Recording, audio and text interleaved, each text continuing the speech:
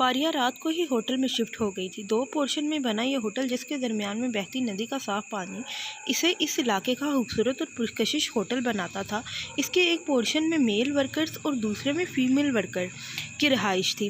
فابیہ کو ایک لڑکی کے ساتھ روم شیئر کرنا پڑا تھا۔ چلو اسے یہ بھی منظور تھا، بہرام علی کے لیے سب منظور تھا اسے۔ وہ دل کے آگے اپنے دماغ، عیش و عشرت اور آرام کی نہیں سن سکتی تھی۔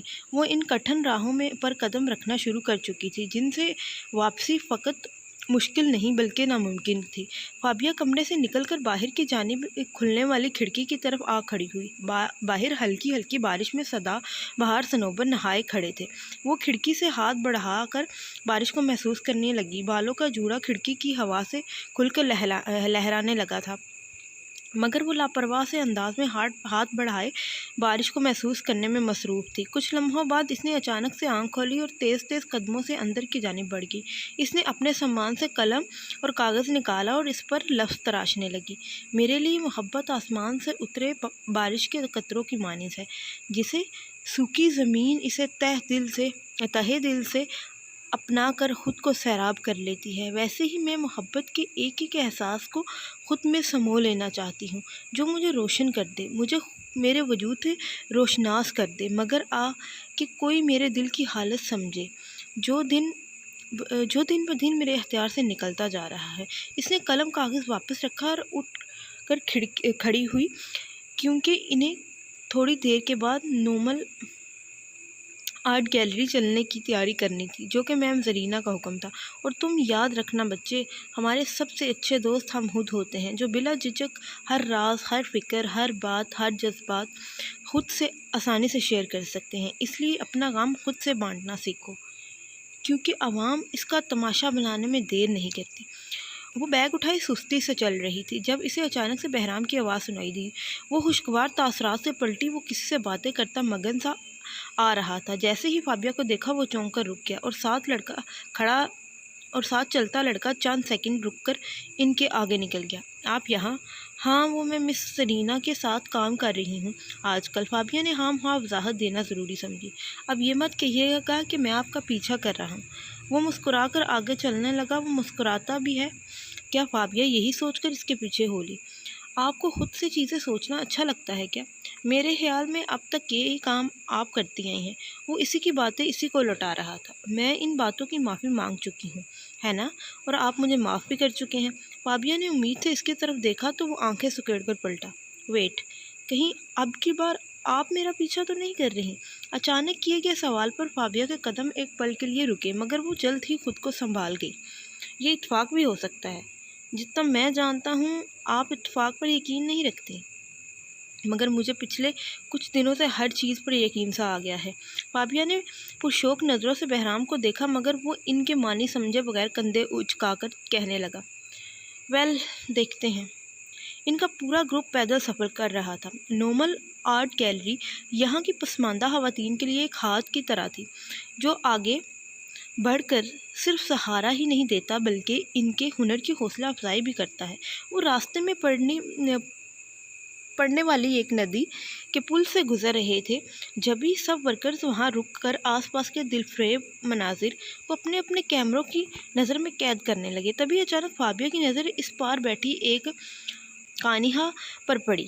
گجا لباس، اجڑے بال، گلے میں پہنی مالا، ماتھے پر بے شمار کالے نقطوں کے نشان، چہرے پر بے وقت بڑھاپے کی جھریاں، مگر پرکشش نین۔ وہ بے اختیار اس کی طرف بڑھتی چلی گئی۔ وہ اس کے ساتھ رکھے پتھر پر بیٹھ گئی تو اس کانہا نے اسے دیکھ کر کہا، بیمار لگتی ہو؟ نہیں، میں ٹھیک ہوں۔ فابیہ نے خود پر ایک نظر ڈالی۔ مجھ سے کیا چھپاتی ہو بچی؟ اندر کی کیفیات چہرے پر پڑھ لیتی ہوں میں۔ وہ مونگ پھلیوں کے دانے منہ میں ڈالتے ہوئے بولی۔ نہیں، ایسا کچھ نہیں ہے۔ فابیہ گڑبڑا کر رہ گئی، مگر پھر خود ہی چپ ہو گئی، چہرہ جھکا لیا، پتھر کو بلا وجہ ناخن سے کھرچنے لگی۔ نظر خود بخود دور ٹھہرے بہرام کی طرف اٹھ گئی تو کانہا پھر سے مخاطب ہوئی، بتاؤ کیا چاہتی ہو؟ میں کیا کروں؟ مجھے کسی پل چین نہیں ہے۔ میں کیا کروں؟ میرا دل میرا نہیں رہا۔ میں کیا کروں؟ میں وہ نہیں رہی جو میں تھی، اور میں جو اب ہوں وہ میں کبھی نہیں تھی۔ وہ تمہیں کیا کہتا ہے؟ وہ اس کی طرف دیکھے بغیر بولی۔ کچھ بھی نہیں کہتا۔ کیوں کچھ بھی نہیں کہتا؟ وہ فابیہ خود الجھ کر دوسری اور دیکھنے لگی۔ آنکھیں بے بسی سے گیلی ہو گئی۔ اسے پتہ ہے سب، کانہا دلچسپی سے بولی۔ نہیں، اگر پتہ چلا بھی تو اسے فرق نہیں پڑے گا۔ اسے مجھ سے یا کسی سے کوئی غرض نہیں ہے، ورنہ اب تک وہ کچھ تو کہتا مجھے۔ جو میں نے اس کے ساتھ کیا اس کی باز پرس ہی کر لیتا۔ پتہ نہیں کیوں وہ ایسا ہے، پتہ نہیں کیوں، مطلب ہاک ہے وہ۔ کانہا ہنسی۔ ہاں، وہ ہاک ہی ہے، ایسی ہاک جو ہمیشہ سروں سے پرواز کر کے اڑ جاتی ہے، بے زر سا، جیسے مجھ سے کوئی مطلب ہی نہیں، یا پھر اسے کسی سے بھی کوئی مطلب نہیں۔ اگر اس کی مرضی ہاک ہے تو خود ہاک بن جا، ویسا جیسا وہ ہے ویسی بن جا۔ میں ویسی بن جاؤں گی۔ یار کی مرضی میں ڈھلے گی تو تر جائے گی، ورنہ اس کی یاد سے مر جائے گی۔ یہ تو آسان ہوا نا کہ محبوب کی مرضی میں ڈھل جاؤ بس۔ فابیہ اچانک مسکرا اٹھی۔ ہاں، بہت آسان۔ ابھی نئی مریضہ ہو نا، اس لیے مرض بڑھے گا تو محبوب کی مرضی کا فرض بڑھے گا۔ کانہا اٹھی اور بار بار آخری جملہ دہراتی دور چلے گی، جبکہ فابیہ ناسمجھی کے عالم میں واپس مڑ گئی۔ وہ جب نارمل آرٹ گیلری پہنچے، وہ ایک ہال روم تھا جس کی دیواروں پر کافی تعداد میں فریم آرٹ لٹکے ہوئے تھے۔ تقریباً سب ہی لوگ ستائش سے فریمز دیکھنے لگے، کچھ باقاعدہ تصویریں لینے لگے۔ بہرام بس خاموشی سے سب دیکھے گیا، مگر آنکھوں میں تعریفی کلمات نمایاں تھے۔ مگر فابیہ منہ اور آنکھیں پھاڑے حیران سی کھڑی دیواروں کو گھورتی رہی۔ تبھی اس کی روم میٹ وہاں چلی آئی۔ اس نے حیرانگی سے پوچھا، یہ کیا ہے؟ یہ ایبسٹریکٹ کٹ آرٹ ہے۔ یہ آرٹ ہے یا بھوتوں چڑیلوں کی تصویریں؟ ایسے لگ رہا ہے جیسے بہت سے کیڑوں کو رنگ میں ڈبو کر چھوڑ دیا ہو اور ایسی تصویر بن گئی ہو۔ فابیہ اپنی ہنسی روکے بنا کہنے لگی، میرے خیال میں یہ آپ کو مسٹر بہرام علی سے پوچھنا چاہیے، کیونکہ یہ ان کے آرٹ ورکرز کے سیمپلز ہیں۔ اف، یہ بہرام علی کے بنائے ہوئے ہیں؟ فابیہ نے آنکھیں پھاڑ کر کہا۔ نہیں، ان کے ورکرز نے۔ اوہ، وہ اتنا بھی برا نہیں ہے۔ اس نے منہ پر ہاتھ رکھ کر طنز کیا اور ہنستی چلی گئی۔ تبھی اس کی نظر بہرام پر پڑی۔ اس کی ہنسی وہیں تھم گئی، کیونکہ وہ ایک لڑکی کے ساتھ مسکرا کر بات کرتے اس کے ہاتھ میں پکڑے اوپن فریم کو ستائش سے دیکھ رہا تھا اور شاید تعریف بھی کر رہا تھا، اور لڑکی سر ہلا کر بس ہنسی جا رہی تھی، اور فابیہ کو مانو آگ ہی لگ گئی تھی۔ تو اس نے آنکھیں سکیڑ کر پوچھا، یہ کون ہے؟ یہ یہاں کی ہیڈ ہے، لگتا ہے سر کو ان کا آرٹ کافی پسند آیا۔ بکواس تو بنا ہے یار۔ فابیہ نے ناک سے مکھی اڑائی تو اس کی روم میٹ خود ہی بتانے لگی، سنا ہے سر کا یہاں کا سارا کام یہی سنبھالتی ہے، اور یہ بھی خبر ہے کہ سر اس میں انٹرسٹڈ ہے۔ کیا واقعی؟ فابیہ کی آنکھیں کھلیں۔ ہاں، سنا تو ایسا ہی ہے، شاید دونوں جلد شادی بھی کر لیں۔ تم یہ پکڑو، میں ابھی آتی ہوں۔ فابیہ چلتی ہوئی اس کے سامنے جا ٹھہری، کیونکہ بہرام وہاں سے جا چکا تھا۔ یہ اتنی بری تصویریں کس نے بنائی ہیں؟ فابیہ نے جان بوجھ کر اس لڑکی سے پوچھا۔ مس، یہ ایک آرٹ ہے، اس لڑکی نے مہذب انداز میں کہا۔ ابسٹریکٹ آرٹ بھی کوئی آرٹ ہے؟ فابیہ طنز سے ہنسی، شاید وہ جان بوجھ کر اسے غصہ دلا رہی تھی۔ ایک آرٹ سے نابہرہ مند انسان کیا جانے یہ کیا ہوتا ہے۔ اس لڑکی نے بھی مہذب انداز میں طنز کر ڈالا۔ اس لیے تو آپ کو اس کے بارے میں کچھ نہیں پتا؟ فابیہ نے پھر سے کہا تو وہ بھی اپنا ضبط کھو بیٹھی۔ اوہ، تو آپ بتائیں گی آپ کو کون سا آرٹ آتا ہے؟ وائلن بجانے کے ساتھ ساتھ ایک اور آرٹ میں بھی ماہر ہوں میں۔ اگر اجازت ہو تو دکھاؤں اپنا آرٹ؟ ضرور، میں دیکھنا چاہوں گی آرٹ۔ اس لڑکی نے آخری لفظ طنز سے کھینچ کر کہا، اور اسی پل فابیہ نے ہاتھ میں پکڑا پانی کا گلاس اس کھلے فریم پر اچھال دیا۔ چیزوں کو برباد کرنا میرا پسندیدہ آرٹ ہے۔ یہ بدلہ تھا بہرام علی سے اتنا فری ہو کر بات کرنے کا۔ اس لڑکی نے ایک نظر میں بہتے ابسٹریکٹ آرٹ کے رنگوں پر ڈالی اور دوسری مسکراتی فابیہ پر، اور اگلی ہی پل وہ حلق کے بل چلائی، یہ کیا بےہودگی ہے؟ اور چلانے کے سبب حاضرین میں سے سب سے پہلی نظر ان دونوں کی طرف بہرام کی اٹھی۔ بہرام آواز سنتے ہی وہاں پہنچا، اور فریم تقریباً غصے اور دکھ سے لیتے ہوئے اس نے جزن بھری آواز میں کہا، یہ کیسے ہوا؟ بہرام کو دیکھ کر فابیہ نے بمشکل اپنا تھوک نکلا۔ اس نے تو سوچا ہی نہیں تھا کہ بہرام آ گیا تو کیا کرے گی۔ یہ مس اپنا آرٹ دکھا رہی تھی۔ وہ لڑکی فابیہ کی طرف اشارہ کر کے طنز سے دانت چبا کر کہنے لگی، یہ آپ نے کیا ہے؟ وہ غلطی سے ہو گیا بس۔ بہرام کے پوچھنے پر فابیہ نے حنیف سے لہجے میں کہا تو وہ لڑکی فوراً بول اٹھی، سر یہ جھوٹ بول رہی ہے، آپ چپ کریں گی ذرا؟ فابیہ نے اس کی طرف دیکھتے ہوئے دانت چبا کر کہا، مگر وہ لڑکی تو اسی پر چڑھی، الٹا چور کوتوال کو ڈانٹے، واہ واہ، ایک نہ نقصان کر دیا، اوپر سے سینہ توڑی۔ بہرام نے صورتحال دیکھ کر اس لڑکی کو فوراً ٹوکا۔ مس ٹہمینہ، آپ پرسکون رہیں، میں بات کر رہا ہوں نا۔ ٹوکنے کی وجہ تھی آس پاس کے لوگ جو اب ان تینوں کو دلچسپی سے دیکھ رہے تھے۔ سر، آپ ایسی لڑکیوں کو نہیں جانتے، میں اسے ہینڈل کرتی ہوں۔ کہتے ہی وہ لڑکی فابیہ کی طرف بڑھی، ایک 1 منٹ ہے تمہارے پاس اس سارے نقصان کی بھرپائی کرنے کا۔ اس نے باقاعدہ انگلی اٹھا لی۔ فابیہ ایک نظر اس کی انگلی پر ڈالی اور دوسری اس لڑکی کے طنزیہ تاثر پر والے چہرے پر، اور فابیہ کو یہ قطعاً برداشت نہیں تھا کہ اس کے ساتھ کوئی ایسا رویہ رکھے۔ انگلی واپس موڑ لو ورنہ توڑ کر ہتھیلی پر رکھ لوں گی، اور میری اس معصوم شکل پر مت جانا۔ میں جتنی مہذب نظر آتی ہوں اس سے کئی زیادہ الٹا اثر بھی رکھتی ہوں۔ اگر زبان تمہاری چلتی ہے تو بدزبان میں بھی ہوں، اس لیے واپس چلی جاؤ، ورنہ تم نے مجھ سے اچھی کراٹے کلاسز نہیں لے رکھی ہوں گی۔ فابیہ نے آرام سے ٹھنڈے ٹھنڈے الفاظ اس کی طرف اچھالے اور وہ لڑکی اس کی طرف دیکھ کر واپس مڑ گئی، ورنہ فابیہ سے کچھ بید نہیں کہ وہ اس کی پھر سے بے عزتی کر دے۔ اور پھر فابیہ سامنے کھڑے بہرام کی طرف متوجہ ہوئی، جو کہ اس کی ساری باتیں سن رہا تھا۔ سوری، مجھ سے غلطی ہو گئی اور میں اس کے لیے شرمندہ بھی ہوں۔ اب کی بار لہجہ ہموار تھا، اور آپ کی اس غلطی نے کتنا نقصان کر دیا ہے ہمارا کچھ پتہ ہے آپ کو؟ بہرام نے پیچھے ہو گئی تہمینہ پر چٹکتی نگاہ ڈالی، جو فابیہ کی باتیں سن کر پیچھے کو ہو چکی تھی اور جس کی زبان کو اب لگام لگ چکی تھی، اور اسی بات پر فابیہ کو بڑا غصہ آیا کہ وہ اس کی اتنی طرفداری کر رہا ہے، کیوں کر رہا ہے؟ اس کا آرٹ ہے، ان کا آرٹ ہے، ان کا نقصان ہوا ہے، آپ کو اتنی مرچی کیوں لگ رہی ہے؟ فابیہ کا پارا چڑھا۔ یہ میرا آرٹ ہے مس فابیہ، غور فرمائیں گی تو شاید اس کے نیچے بہرام علی لکھا ہوا ہے نظر آئے گا۔ بہرام نے جیسے کہہ کر اس پر گھڑوں پانی پھینک دیا، اور اسے معلوم ہوا کہ وہ ایک اور غلطی کر بیٹھی ہے۔ اس نے نگاہ دوڑا کر اپنی روم میٹ کو ڈھونڈنا چاہا، جس نے اسے کہا تھا کہ یہ لڑکی کا فریم ورک ہے، نہ کہ بہرام علی کا، مگر وہ تو 9 دو 11 ہو چکی تھی، اور اب اسے لگے کہ اس کے گلے میں سانس رک گیا ہے۔ وہ مزید کچھ بھی نہیں بول پائے گی۔ اس نے گردن میں ابری گلٹی کو بمشکل نیچے اتارا اور ہونٹوں پر زبان پھیر کر بولی، "Oh, I'm sorry, I am really sorry." "Sorry for what?" آپ ہر بار کچھ نہ کچھ غلط کریں گی اور سوری کر کے معاملہ ختم کر دیں گی، مگر ایسا کچھ نہیں ہوتا محترمہ۔ ایک آرٹسٹ کے نقصان کے بدلے اگر آپ اسے پوری دنیا میں لا کر اس کے پاؤں میں ڈھیر کر دینا، تب بھی آپ اس کا نقصان پورا نہیں کر سکتی۔ بہرام نے غصے سے کہا۔ میں سوری کہہ تو رہی ہوں۔ وہ روحان سی ہوئی تو بہرام اسے چند پل دیکھتا رہ گیا۔ اس کا الاؤ بالی پن، وہی اس کی بچکانہ باتوں کا اندازہ لگانا۔ اس نے سر جھٹکا اور تہمینہ کی طرف مڑ کر کہنے لگا، مس تہمینہ، ان سے ہٹ جانا لے لیں اور یہ فریم ان کے حوالے کر دیں۔ کہہ کر وہ رکا نہیں، اور فابیہ پیسے دیتے وقت تہمینہ کو کھا جانے والی نظروں سے دیکھتے ہوئے فریم لے کر چلے گئے۔ وہ آئینے کے سامنے کھڑی حیرانگی سے خود کو دیکھ رہی تھی۔ وہ یہاں آتے ہی اپنے روم میٹ کو بہت کچھ سنا کر کمرے سے نکال چکی تھی، اور اب خود کو بے بسی سے تکتی جا رہی تھی۔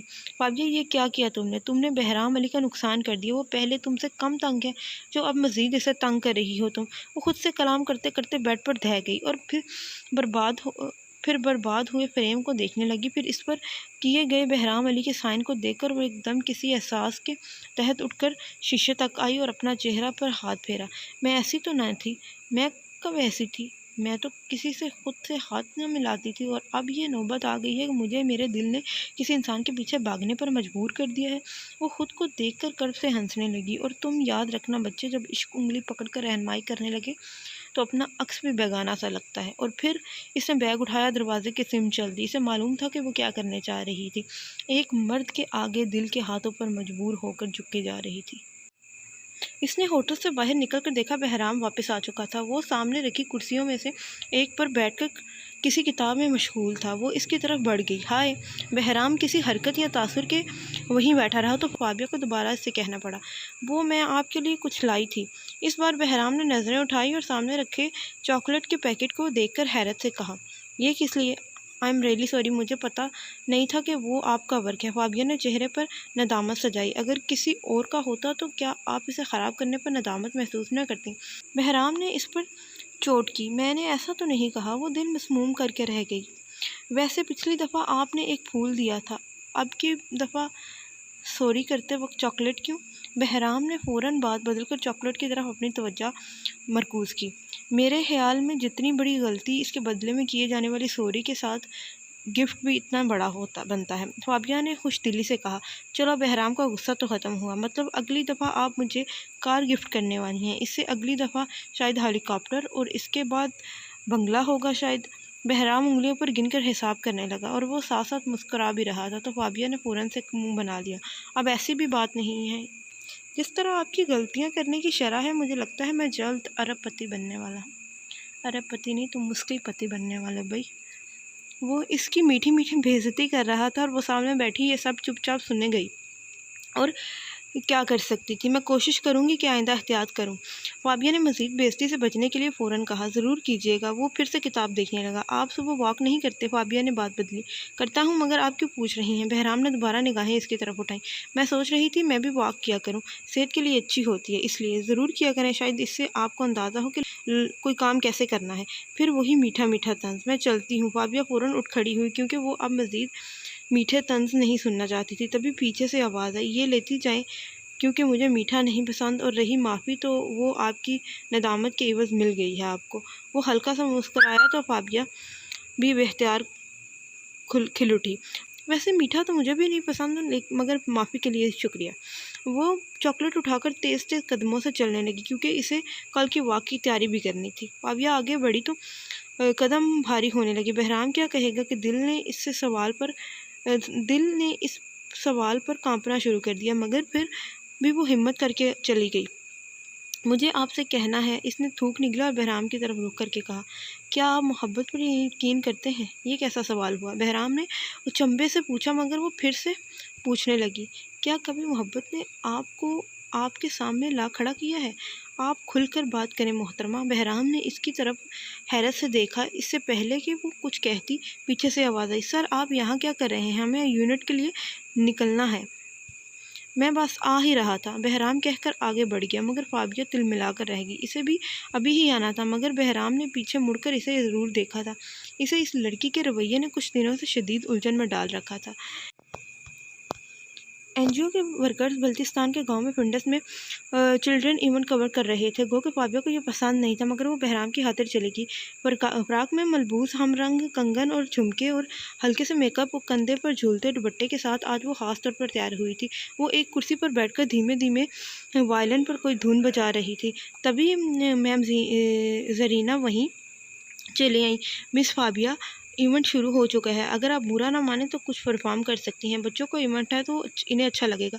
श्योर, मुझे खुशी होगी। फ़ाबिया उठकर खड़ी हुई तो सामने से आते बहराम ने इसे हैरत से देखा। आप इधर? वो शायद सोच रहा था कि वो अब बाकी वर्कर्स के साथ पीछे रह गई होगी। मैं परफॉर्म करने जा रही हूँ और मेरे ख्याल में आपको मेरी परफॉर्मेंस पर कोई एतराज़ नहीं होना चाहिए। मुझे पहले एतराज़ कब था? वो तो आपकी गलती थी, बहराम ने जताया।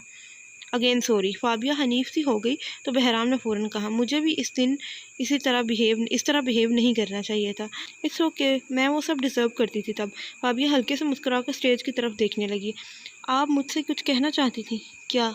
हाँ, वो मैं कह रही थी कि वो झील बहुत खूबसूरत थी। फ़ाबिया ने मुश्किल बात बनाई। हाँ, इस जैसी खूबसूरत झील तो फ़कत जन्नत वासियों को मिल सकती है, और मैं हमेशा दूसरे मुल्कों की खूबसूरती देखने को दौड़ती रही। फ़ाबिया ने खुले दिल से एतराफ़ किया। तो बहराम ने इसे पूछा, तो क्या आपको पाकिस्तान से बेहतर खूबसूरती कहीं मिली? नहीं, बिल्कुल भी नहीं। वो कहकर चली गई तो स्टेज से इसका बुलावा आ गया। मुझे उम्मीद है आप अच्छा परफॉर्म करेंगी। शुक्रिया। क्या हम दोबारा किसी खूबसूरत झील के किनारे मिल सकते हैं? मुझे आपसे कुछ बात करनी है। फ़ाबिया उल्टा चलते बहराम से मुखातिब हुई। श्योर, मुझे भी आपसे कुछ कहना है, बहराम ने सर हिलाकर कहा। तो फिर वहीं मिलते हैं। बच्चों को तो ये फ़िक्रे समझ ही ना आए, फिर भी वायलिन बजाती रह गई। वायलिन पर बजती धुन के दौरान फ़कत बहराम पर नज़रें टिकाए रही। वो ऐसा नहीं चाहती थी, मगर इसके चाहने से क्या होता था। और जब वो परफॉर्म कर चुकी तो एक वर्कर इसके पास आया। बहराम सर आपको बुला कर गए हैं।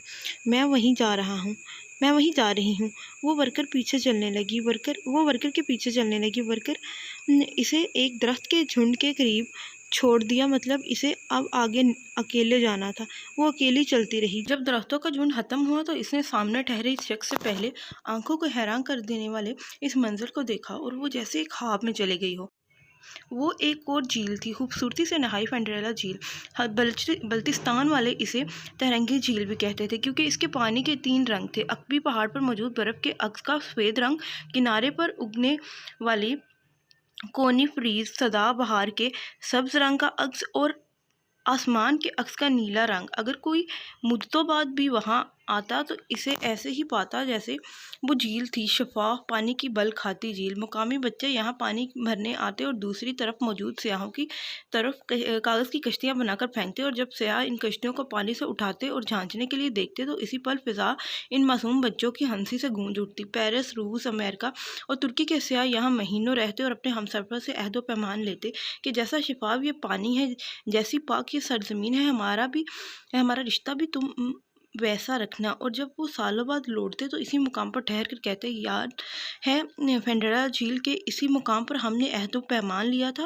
اور اس کا ہم سفر کہتا ہے، ہاں یاد ہے، چلو پھر سے وہی کچھ دہراتے ہیں۔ وہ خوشی خوشی وہی سب کچھ دوبارہ دہرا دیتے ہیں۔ کچھ نوجوان لڑکے دوسرے ملکوں سے آتے ہیں اور اسکائپ پر کال کرتے ہیں، اداسی سے دوستوں کو کہتے ہیں، یہ سب ہمارے پاس کیوں نہیں ہے؟ اوپر والے نے ساری خوبصورتی صرف پاکستان کے حوالے کر دی ہے، کیوں بھلا؟ اس پر ہمارا کوئی حق نہیں تھا کیا؟ وہ جلتے ہوئے ہر مناظر کو کیمرے میں قید کرتے ہیں اور اپنے ملکوں کو روانہ ہو جاتے ہیں۔ اگر مجھ سے کوئی پوچھے کہ رتھی گلی لیک سے زیادہ کچھ اور خوبصورت ہے تو میں کہوں گی نہیں، مگر پینڈرا لیک جیسی جھیل پوری دنیا میں کہیں نہیں۔ آپ کو جھیلوں سے عشق ہے؟ فابیا اس کے عقب میں آ کھڑی ہوئی۔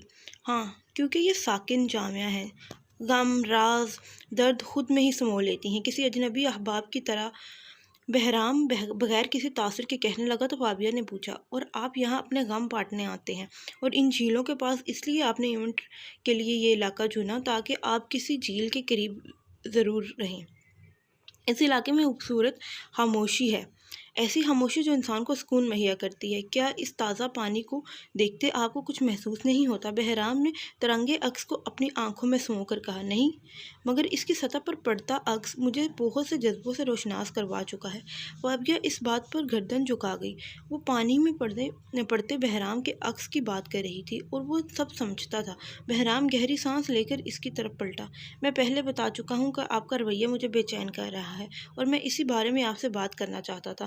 میں سن رہی ہوں۔ فابیا نے نظریں ترنگے عکس پر کھاڑے ہوئے کہا، میں چاہتا ہوں کہ میرے اندر اٹھتے ہر اندیشے کو آپ غلط ثابت کر دیں۔ میری سوچوں میں جو آپ کے رویے کی وجہ سے الجھن کی جڑیں پھوٹنے لگی ہیں، ان کو کاٹ کر پھینک دیں۔ آپ بس اتنا کہہ دیں کہ آپ کی تبدیلی کی وجہ میں نہیں ہوں۔ بہرام جو کہہ رہا تھا فابیا کو اس کی خوب سمجھ تھی، مگر وہ اس کی توقع کے برعکس اپنا موبائل کھول کر اس کے سامنے کرتے ہوئے بولی، یہ میرا مڈ ہاؤس ہے اور یہ اس میں موجود میرا آرٹ ہے۔ فابیا نے بنا آنکھوں والے چہرے کی تصویر اس کے سامنے کی۔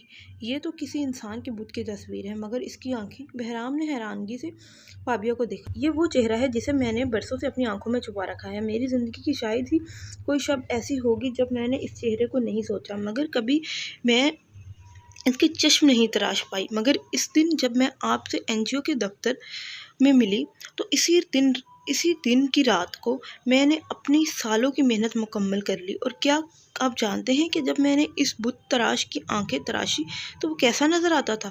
فابیا نے بہرام کی طرف دیکھ کر اگلی تصویر دکھاتے ہوئے موبائل اس کے ہاتھ میں تھما دیا۔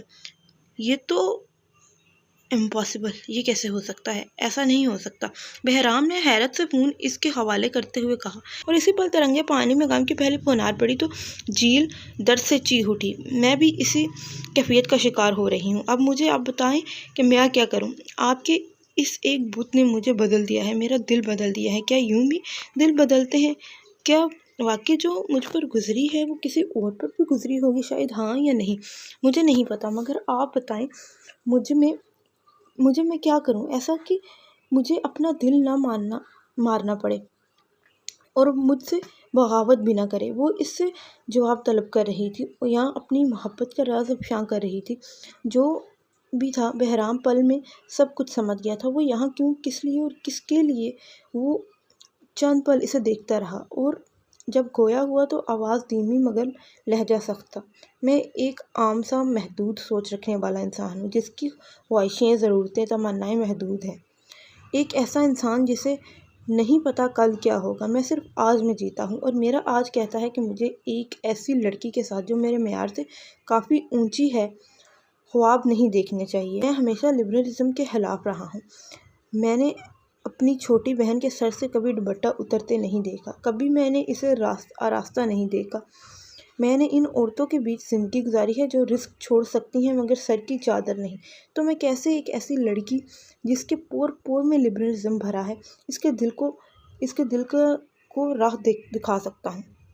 وہ اسے اپنے لفظوں میں سمجھا رہا تھا، وہ اس سے کوئی توقع نہ رکھے۔ بہرام کی سوچ اس کی سوچ سے کافی الگ ہے، مگر فابیہ ان باتوں کا اثر لیے بغیر آگے بڑھی اور اس کی آنکھوں میں اپنی نام آنکھیں ڈال کر کہنے نہیں، جیسا آپ چاہیں گے میں ویسے بن جاؤں گی بہرام، اگر آپ کو میری چاہ کی اتنی ہی پرواہ ہے تو مجھ سے دور رہیں پلیز۔ بہرام کا لہجہ پتھر ہو گیا۔ فابیہ نے ایک نظر اسے دیکھا جو سامنے ٹھہرا تھا اور وہ جانتی تھی کہ اس کا معیار کیا ہے، وہ خاک ہے، مطلب سادہ، جسے زمانے کی جدت نہیں اپنایا تھا۔ وہ جانتی تھی جنہیں جدت نہ اپنائے وہ لبرلزم کو برداشت نہیں کرتے، تو وہ بھی لبرل نہیں رہے گی آج سے۔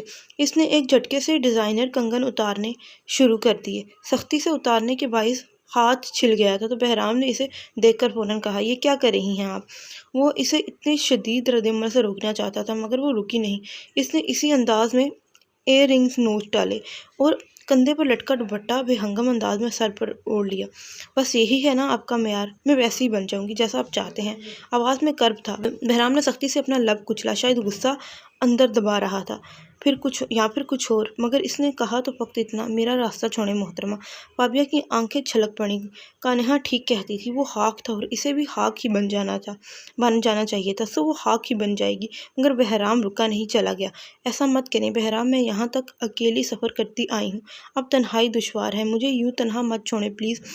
وہ پیچھے سے چلائی۔ وہ خود کو عشق کے مول میں بے مول کر بیٹھی تھی مگر بہرام سامنے دیکھتے چلتا رہا۔ وہ بار بار سر اور منہ پر ہاتھ ضرور پھیرتا تھا مگر شاید اسے اس سب کی توقع نہ تھی، اس لیے پریشان قدم اٹھاتا وہ فابیہ سے دور ہوتا چلا گیا۔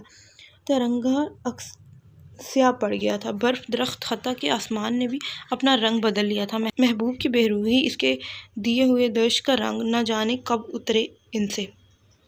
فابیہ نے ایک نظر اسے دیکھا اور دوسری سمت دوڑی۔ اس نے کانہا کو تلاش کرنا چاہا مگر اب اس نے کہاں ملنا تھا، لیکن وہ ایک پل کو رکی اور دماغ کو جھٹکا سا لگا، امید کا دیا روشن ہوا۔ غلط راہ پر غلط طریقے سے چل رہی تھی، اسے علی کو بہرام سے نہیں بلکہ اس کے رب سے مانگنا چاہیے۔ وہ واپس رتی گلی لوٹی اور اپنے کمرے میں آ گئی۔ اسے آنا ہی پڑا، وہ باہر شغل کرتے ورکرز کے ساتھ ہنس کھیل نہیں سکتی تھی۔ اب وہ اندر دروازہ لاک کیے، سارا سامان اتل پتل کیے جائے نماز ڈھونڈ رہی تھی۔ وہ اپنی روم میٹ کو نماز پڑھتے دیکھ چکی تھی، سو جائے نماز ہی یہیں ہونا چاہیے تھے، وہ اسے مل ہی گئی۔ الماری کے نچلے خانے میں اس نے جائے نماز بچھائی اور سیدھا سجدے میں گر گئی۔ وہ مجاز سے ملی ہے، بے چینی حقیقت کو بیان کر رہی تھی، آنسو بہا رہی تھی، فقط آنسو۔ اس نے منہ سے ایک لفظ نہیں کہا، فقط روتی رہی، اور جب اس کی سجدہ گاہ تر ہو گئی اور دل کو قرار سا آ گیا تو اٹھ کر ہاتھ پھیلائے بیٹھ گئی۔ بس ایسے ہی وہ ہاتھ پھیلائے اپنے ہاتھوں کی لکیروں کو دیکھے گئی، شاید بہرام کے نام کی لکیر ڈھونڈتی رہی، اور جب وہ تھک گئی تو اس نے اپنے رب سے دعا مانگنے کے لیے لب کھولے۔ میں نے کچھ کبھی نہیں مانگا یا اللہ، مگر میں مانگنا چاہتی ہوں آج۔ کیا یا اللہ تو مجھے نہیں عطا کرے گا کہ میں کیسے مان لوں؟ تو مجھے نہیں عطا کرے گا کیونکہ تو 70 ماؤں سے زیادہ چاہتا ہے نا مجھے۔ یا اللہ اس کے دل میں میری محبت ڈال دے۔ جانتی ہوں نامحرم کی محبت مانگ رہی ہوں، مگر کیا میرا دل، میرا دماغ میرے اختیار میں نہیں ہے میں اسے اس نامحرم کی طرف راغب ہونے سے روک سکوں؟ اگر میں اس کی محبت نہیں مانگ سکتی تو اسے میرا محرم بنا دے۔ میرے اللہ میرے دل کو قرار دے دے، پھر اسے میرے دل سے نکال دے، یا پھر مجھے اس کے رنگ میں ڈھال دے۔ وہ منہ پر ہاتھ رکھے زار و کتار روتی رہی۔